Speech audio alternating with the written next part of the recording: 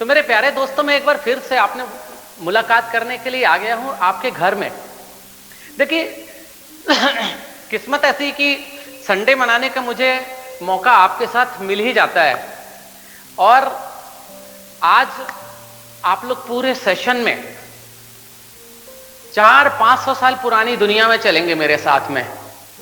तो आपने मेरी पिछली क्लासों में क्लासिकल सीखा, छोटा ख्याल सीखा और ताने तराने, लोकगीत सीखे, भजन सीखे, बहुत सारी थ्योरी सीखी। और आज हम आपको एक प्राचीन विधा में ले जाने वाले हैं। और देखिए, आपको आज बहुत आनंद आने वाला है, क्योंकि जब हम लोग इतिहास की बातें सुनते हैं, जैसे दादा दादी नाना नानी की बातें सुनते हैं, फिर वो अपने दादा दादी नाना नानी की बातें बताते हैं, तो कितना मजा आता है हम लोगों को सुनने में। और हम लोग बोलते नहीं नहीं, मुझे और सुनाइए और सुनाइए और सुनाइए। तो आज की बातें हमें अच्छी तो लगती हैं, क्योंकि परिवर्तन होता रहता है, हर रोज एक नया प्रयोग होता है। तो बच्चों, जब हम लोग नई नई बातें सुनते हैं, पुरानी बातें कि पहले के समय में ऐसा होता था, और तो हम लोग बड़े अचंभित होते हैं कि हाँ ऐसा होता था। तो देखो बच्चों, मैं जब आपके पास में आया हूं तो देखिए, कुछ नई बातें लेकर के आता हूं और कुछ पुराने प्रयोगों को लेकर के आता हूं। तो देखो, सबसे बड़ी बात क्या है कि हमने आपको पहले बताया था कि संगीत की उत्पत्ति सामवेद से हुई थी। पहले 3 स्वर होते थे, उदात्त, अनुदात्त और स्वरित, है ना। फिर उसके बाद में बच्चों 5 हुए, फिर 7 हुए। जैसे सारे गामा पाधा नहीं बना तो सा का पूरा नाम सड़ज हुआ, रे का पूरा नाम ऋषभ हुआ, गा का पूरा नाम गंधार हुआ, माँ का पूरा नाम मध्यम हुआ, पा का पूरा नाम पंचम हुआ, धा का पूरा नाम धैवत हुआ और नी का पूरा नाम निषाद हुआ। तो मैं आप लोगों से यह बोलना चाहता हूं कि अब हम लोग बहुत बढ़िया पुरानी 400-500 साल पुरानी दुनिया में चलते हैं। वहां पे जब आपको लगेगा कि यार संगीत के इतने बड़े बड़े प्रयोग हुए, आज भी प्रयोग होते, उस समय भी प्रयोग होते थे, लेकिन उस समय क्या है, हम लोग थोड़ा सा टेक्निकली, टेक्नोलॉजी के हिसाब से हम लोग थोड़ा सा उतने विकसित नहीं हो पाए थे। अगर देखा जाए तो आज के मुकाबले में बिल्कुल भी विकसित नहीं थे। आज तो आपके हाथ में मोबाइल है, लैपटॉप है, एकदम फुर्र से हवा उड़ जाती है और आप लोग आसमान पे उड़ाने भर लेते हो। देखिए, अंतरिक्ष पे पहुंच जाते हैं। उस समय नहीं था। तो वो लोग आज के समय की कल्पना करके अचंभित होते, तो हम लोग उनके समय की कल्पना, उनके समय का सोच के अचंभित होते हैं, प्राचीन समय का। तो देखिए बच्चों, पहले प्रबंध गायकी थी। आज हम बात करते हैं ध्रुपद की, है ना। ध्रुपद क्या था? देखो, ध्रुपद जो है एक बहुत ही प्राचीनतम विधा थी, बहुत ही पुरानी विधा थी गायन वादन की। और वो इतनी प्यारी विधा थी कि आदमी सुनता था तो सुनते ही रह जाता था। घंटों प्रोग्राम चलते थे, बहुत कार्यक्रम चलते थे और बहुत मजा आता था सुनने वालों को। उस समय लोगों के पास टाइम भी बहुत होता था। अब आप लोगों की बिजी दिनचर्या हो गई है और लोग पहले के समय में क्या करते थे, लोग दिन भर मेहनत करते थे, खाते थे, फिर शाम को 3-4 घंटा संगीत को दे देते थे, सुबह 3-4 घंटा संगीत को दे देते थे, क्योंकि उनके पास कुछ नहीं था। अब तो मनोरंजन का साधन बहुत है और पूरी दुनिया मुट्ठी में हो गई है एक तरह से देखा जाए तो। तो देखो, उस समय क्या था कि जो प्रबंध गायकी थी, प्रबंध गायकी से जो है ध्रुपद गायन का निर्माण हुआ। राजा मान सिंह तोमर इसके जो है, कहा जाए तो एक तरह से देखा जाए तो खोजकर्ता माने जाते हैं, जन्मदाता माने जाते हैं। तो राजा मान सिंह तोमर जो है, तो उन्होंने ध्रुपद गायकी का निर्माण किया। अब राजा मान सिंह तोमर कौन थे? तो राजा मान सिंह तोमर ग्वालियर के थे और वो बहुत बड़े संगीतकार थे। वैसे इसका शास्त्रों में जैसे जो उल्लेख मिलता है 15वीं और 16वीं शताब्दी का मिलता है। तो देखिए, जो राजा मान सिंह तोमर थे, उन्होंने बख्श नायक, बैजू नायक और पांडवी की सहायता से प्रबंध से ध्रुपद का निर्माण किया। प्रबंध की गायकी थोड़ा सा कठिन होती थी और आम जनता को कम समझ में आती थी, तो राजा मान सिंह तोमर ने यह सोचा कि क्यों ना इसको सरल बना दिया जाए और आम जनता तक पहुंचे, सब लोग इसको समझ सके। तो उन्होंने प्रबंध को जो है एकदम सरल बनाने की कोशिश की। उस समय ज्यादा टाइम देते थे तो ज्यादा समझ में आता था। फिर प्रबंध से ध्रुपद बना, फिर ध्रुपद से ख्याल बना, ख्याल से तुम्हारे ये गीत गजल भजन बने, टप्पा ठुमरी ताने तराने, ये सब और सरलीकरण संगीत का होता गया। आज हम लोग एकदम सरल रूप जो है संगीत का देख रहे हैं। तो देखो बच्चों, आपको सबसे बड़ी बात है कि पहले आप लोग मेरी बातों को सुनिए, कॉपी पेन अभी एक तरफ रख दीजिए, है ना। कॉपी पेन तो आप लोग दिन भर लिए रहते हो। अब आपको मैं आपसे यह बताना चाह रहा हूं कि ध्रुपद, ध्रुपद जो आप देख रहे हैं कि ध्रुपद गायन, ध्रुपद,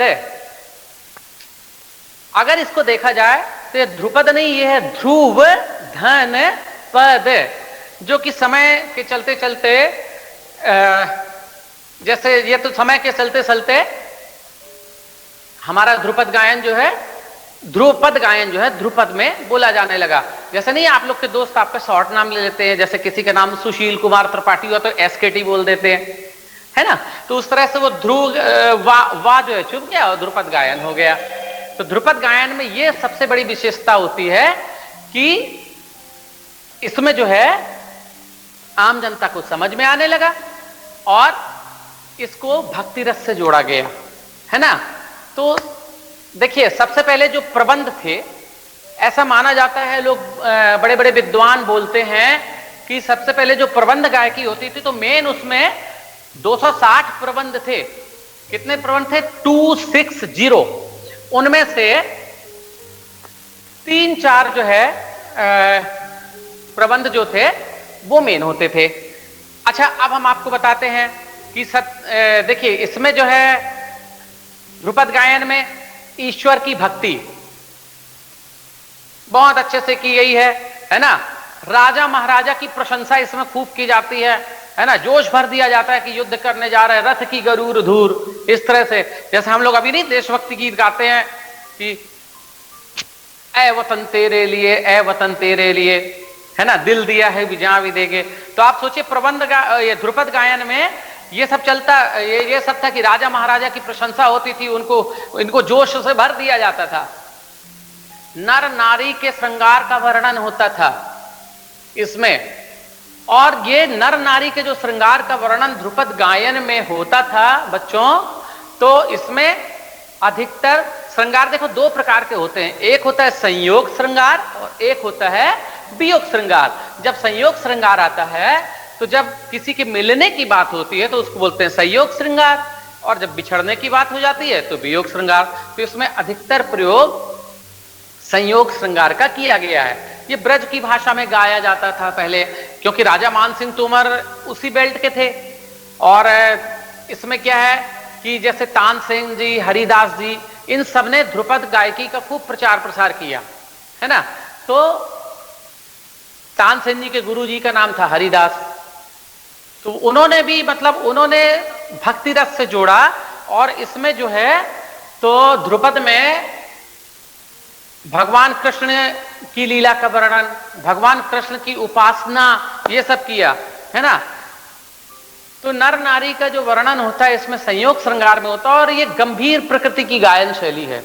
इसमें राग की पवित्रता को बहुत ध्यान रखा जाता है। राग की पवित्रता को कैसे ध्यान रखा जाता है कि आप उस समय भी प्रयोग किए हैं, ध्रुपद गायकों ने खूब प्रयोग किए हैं, लेकिन राग के नियम और शर्तों का बहुत कड़ाई से पालन किया है। उसमें ऐसा नहीं है कि जैसे ख्याल गायकी में अपन लोग या गाने में कोई काउंटर नोट कर ले लेते हैं या विवादी, जैसे कोई विवादी स्वर ले लेते हैं। इसमें अगर राग भूपाली में आपने कोई बंदिश उठाई तो राग भूपाली में ही पूरी जानी चाहिए, उसमें मां नी नहीं लगेगा तो नहीं लगेगा। अब इसमें होता क्या है कि राग की पवित्रता का पूरा ध्यान रखा जाता था। प्रयोग खूब करिए, वो तो मैं आप लोगों से पिछली क्लास में बोला, आपसे भी बोला कि राग का चलन सीख लीजिए, राग के अलंकारों का अभ्यास कर लीजिए, राग की पकड़ सीख लीजिए, फिर अपनी बंदिश गा करके, अपनी बंदिश लिख करके, अपनी धुन बना करके आप लोग एग्जामिनर को सुनाइए और दुनिया को सुनाइए। हो सकता है जो हम लोग सुनाते हैं हमसे भी ज्यादा अच्छा आप सुना दो।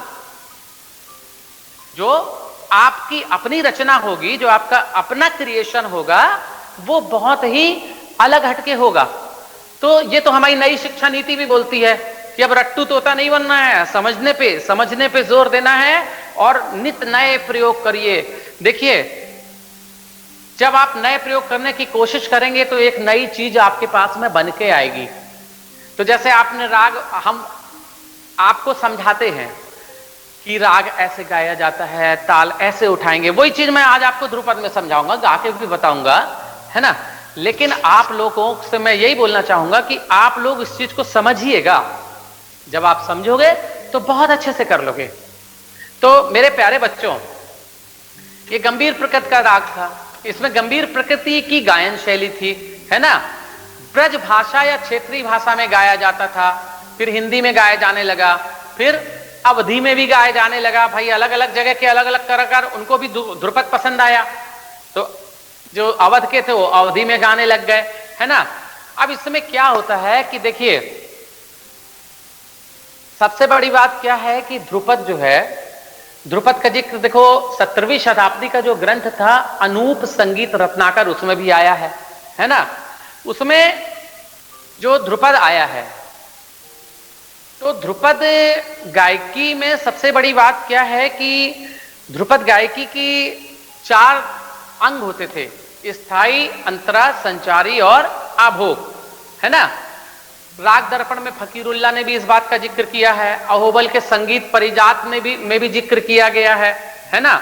और इसमें रागों के नियम का पालन करना पड़ता है। अब राजा मान सिंह तोमर जी ने जो है तो ध्रुपद की रचना की, तो उनका ध्रुपद का ही एक ग्रंथ है मान कुतूहल, उसमें भी बहुत सारे ध्रुपद का जिक्र मिलता है ना बच्चों। तो ये सबसे बड़ी बात होती है कि ध्रुपद गायकी पे हमें जो है राग की पवित्रता पे ध्यान देना पड़ता है। अब इसकी विशेषता क्या होती है? देखिए, विशेषता में हम आपको बताई दिए कि ईश्वर की भक्ति होती है, राजा महाराजा की प्रशंसा होती है। जैसे नहीं अपने यहाँ फौजी जब लड़ने जाते हैं, है ना, तो उनके वीर गाथा गान अपन लोग करते हैं, उनको जोश आता है बहुत ज्यादा। उस तरह से उस समय भी गाया जाता था। गंभीर प्रकृति का गायन शैली होता है इसमें, है ना। ज्यादातर क्षेत्रीय भाषाओं में गाया जाता है, हिंदी में भी गाया जाता है क्योंकि और लोगों को भी समझ में आ जाए। अच्छा, अब इसकी जो मेन विशेषताएं हैं मैं उस पे आ रहा हूं, ठीक है ना। देखिए, ध्रुपद में क्या है कि ध्रुपद में आलापचारी बहुत होती है, जम के आलाप होते, 1-1 घंटे आलाप चलता है, 1-1 घंटे ध्रुपद में आलाप चलता है। और कल्पना परक स्पॉट इनोवेशन आलाप होता है, लेकिन राग के नियमों का बड़ी कड़ाई से पालन होता है ना। उसमें यह नहीं होता कि हम किसी दूसरे राग की छाया दिखा दें फिर अपने राग में पहुंच जाएं, तो ऐसा उसमें नहीं होता है। इसमें आलापचारी बहुत होती है ना, जोरदार खुली आवाज में गाते हैं। इसमें क्या है, अलंकार, तान, ये सब जो है नहीं लगाते हैं, अधिकतर लोग नहीं लगाते हैं। लेकिन जब आप लोग सीखते हो तो सीखने के लिए आपको जैसे कंपोजिशन सीखनी है तो स्वरलिपि आपको देखना पड़ेगी, है ना। और स्वरलिपि में एक बात का जरूर ध्यान रखिए, जैसे मान लीजिए कि कोई चीज, कोई शब्द उठा है, पा से उठ रहा है और आपने गा से उठा दिया, जैसे राग भूपाली में सारे गा पा धासा है, और कोई शब्द जो है पा से उठना है, आपने गा से उठा दिया, लेकिन वो राग के नियम के अंतर्गत, उसके चलन के अंतर्गत आ रहा है, तो वो गलत नहीं माना जाएगा, क्योंकि वो अपनी फीलिंग कहलाती है। उस पर आपको बिल्कुल भी हतोत्साहित नहीं होना है, एकदम प्रसन्न मुद्रा में गाना है, फिर सुर और ताल में गाते रहना है ना। कुछ अपना अलग हटके भी आपका हो जाता है। तो कुल मिला के राग के नियमों के अंतर्गत गाओ। जैसे मैं अभी देख रहा था कि NIOS ने बहुत अच्छा डाला हुआ है इसमें, ये आपका जो वेबसाइट है उसमें उनके ऑडियो रिकॉर्ड्स भी पड़े हुए, जरूर सुनिएगा, आप लोगों को बार-बार सुनिएगा और प्रैक्टिस करिएगा, है ना। कोई भी एग्जामिनर ऐसा नहीं बोलते कि जैसा नोटेशन है वैसा गाओ, वो तो ये बोलते कि आप राग के नियमों के अंतर्गत गाओ, अपनी फीलिंग डालो, कोई बात नहीं, लेकिन बेसुरा नहीं हो और बेताला नहीं हो, इतना जरूर ध्यान रखना होता है ना। और मान लो एक आध बार बेसुरा हो, बेताला हो भी गए तो उसमें घबराने की क्या बात है, अगली बार सुरताल पकड़ लो। अब पता चले उसके चक्कर में पूरा 1 घंटे का प्रोग्रामिंग चौपट कर दो, तो ऐसा कुछ नहीं। बहुत बढ़िया तुम लोग सीखो और मस्त होकर के सीखो। संगीत का मतलब ही होता है मस्ती। तो देखो इसमें आलापचारी होती है, नोम तोम के आलाप इसमें जरूर लगता है, और इसमें तानारी का आलाप लगता है। नोम तोम अगर बेसिकली देखा जाए तो संस्कृत के मंत्रों का उच्चारण था, पहले ओम चलता था, ओम नोम, तो संस्कृत के मंत्रों का उच्चारण था, उसी में आलाप वगैरह ये चलते थे, है ना।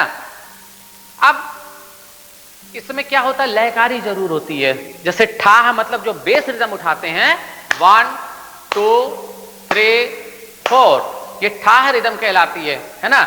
अब इसको दुगुन लेंगे तो देखिए 4 मात्रा में जैसे जा रही है ना, तो अब 1 से लेके 2 तक में हम 2 मात्रा बोल देंगे, 1 2 1 2 1 2। अभी क्या बोल रहे थे, 1 2। अब देखिएगा 3 बोलेंगे तो 1 2 3 1 2 3 1 2 3 1 2 3। 4 बोलेंगे तो 1 2 3 4 1 2 3 4 1 2 3 4 1 2 3 4। तो ये बच्चों, ये जो है तो आप लोगों का लयकारी कहलाता है। ठाह, दुगुन, तिगुन और चौगुन। अधिकतर यही गाते, कोई कोई गायक 6 गुण में भी गा देता है ना, लेकिन अधिकतर ठाह, दुगुन, तिगुन, चौगुन उसमें गाते हैं लोग, है ना। तो ये अच्छा, इसमें क्या होता है कि बेस जो है गले में ज्यादा उपयोग में लाते, खरच की गायकी मानी जाती है ये। और इसमें क्या होता है कि गमक का प्रयोग होता है, मीण का प्रयोग होता है, आश का प्रयोग होता है, ये सब चीजों का प्रयोग इसमें ध्रुपद गायकी में होता रहता है, ठीक है ना। तो सबसे पहली बात, इसमें ध्रुपद गायकी में जब आलापचारी होती है वो मोटरसाइकिल के गियर जैसी होती है।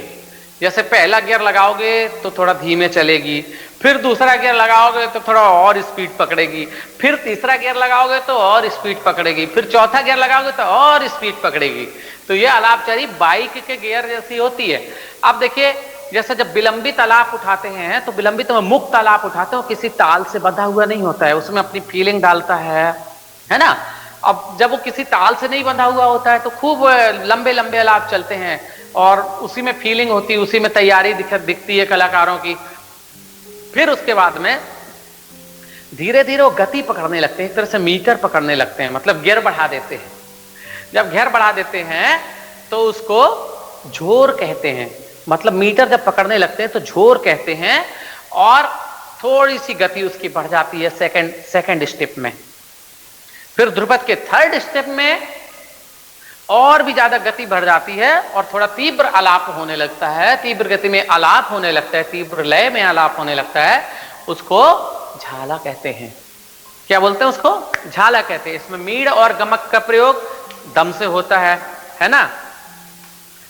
प्रबंध जो थी, प्रबंध गायकी, वो थोड़ा सा कठिन मानी जाती थी। फिर राजा मानसिंह तोमर ने और उनके टीम ने, हमारे तानसेन जी ने इसको थोड़ा सा सरल करके ध्रुपद बना दिया, है ना।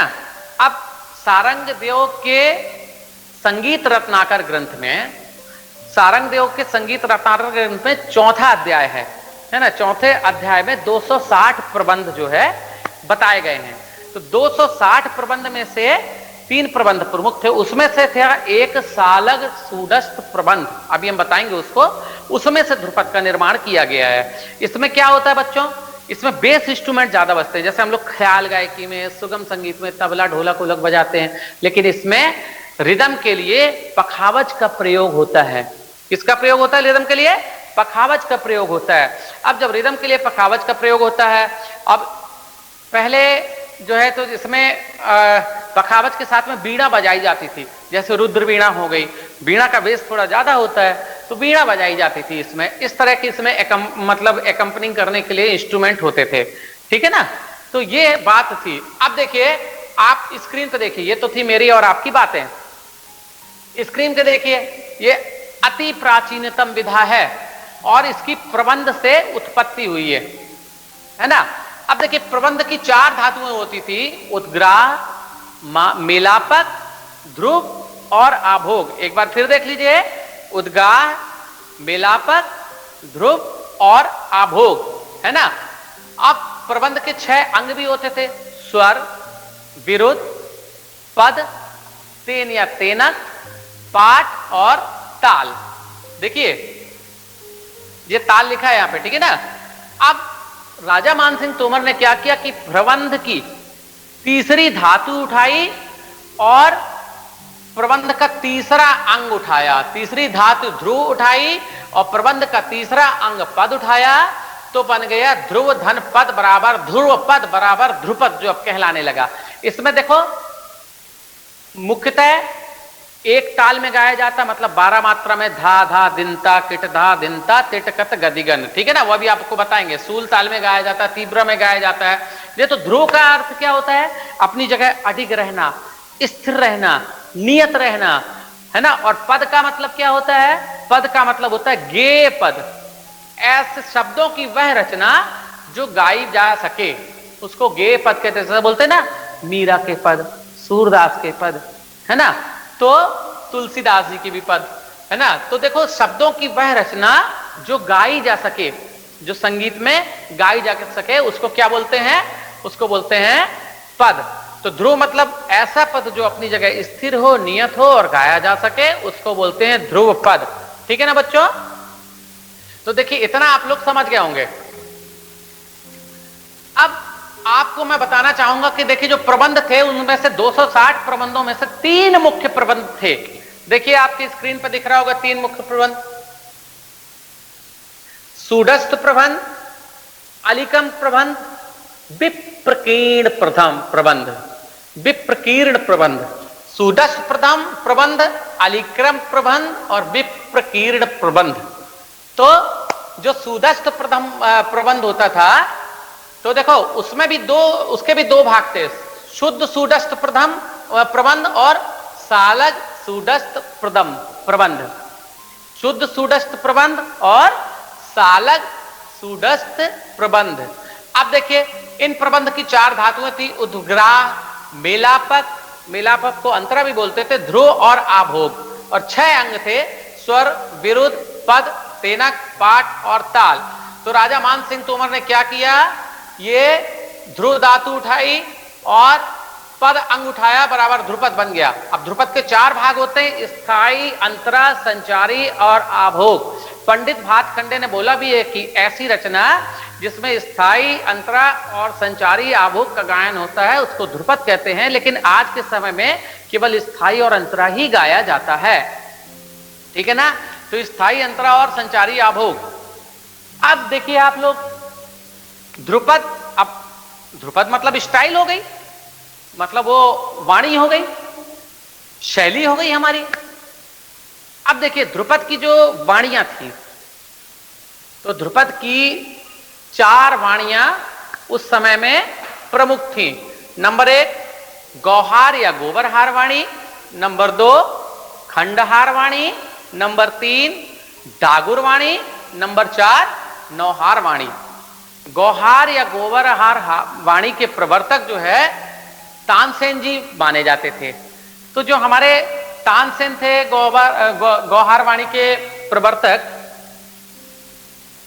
वो ग्वालियर के पास के थे, है ना। ग्वालियर के पास बेहट नामक गांव में उनका जन्म हुआ था, है ना।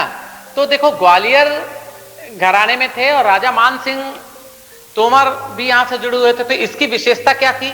सरल एवं सीधे शब्द होते थे, इसमें शब्दों में जटिलता नहीं होती थी, ठीक है ना, और स्पष्टता होती थी। इसमें मीड़ का प्रयोग होता था और इसमें विलंबित लय ज्यादा होती थी और गमक भी होता था। विलंबित लय होती थी, गमक होता था, आराम से ईश्वर की भक्ति में आदमी लीन रहते थे इसमें। तो ये गौहार वाणी या गोबरहार वाणी कहलाई। अब खंडहार वाणी, इनके प्रवर्तक, इनके इस शैली के विकास करने वाले, खंडहार वाणी को विकास करने वाले जो है हमारे उस्ताद नौबत खां जी। उस्ताद नौबत खां जी मानते हैं, और कुछ लोग जो है मिश्री सिंह जी को भी मानते हैं कि ये मिश्री सिंह जो है इस वाणी के प्रवर्तक थे। अपने अपने मत हैं, है ना। तो इसमें अच्छा राजा समोखन सिंह भी माने जाते हैं इसके। तो उस समय जितने संगीतकार थे सभी ने अपना योगदान दिया है कि हम जो है तो ध्रुपद की गायकी में क्या नित नए प्रयोग करें और उसको आम जनता तक रोचक तरीके से प्रस्तुत करें। तो देखिए इसकी मेन विशेषता क्या होती थी? जोरदार एवं खुली आवाज में गाते थे, कमक होता था। और खंडहार वाणी क्या है कि वैसे नौबत खां जी खंडहार गांव के रहने वाले थे, लेकिन उन्होंने क्या किया कि स्वर समूह को खंड खंड करके गाया, मतलब इकट्ठा मिला के नहीं गया, तोड़ तोड़ करके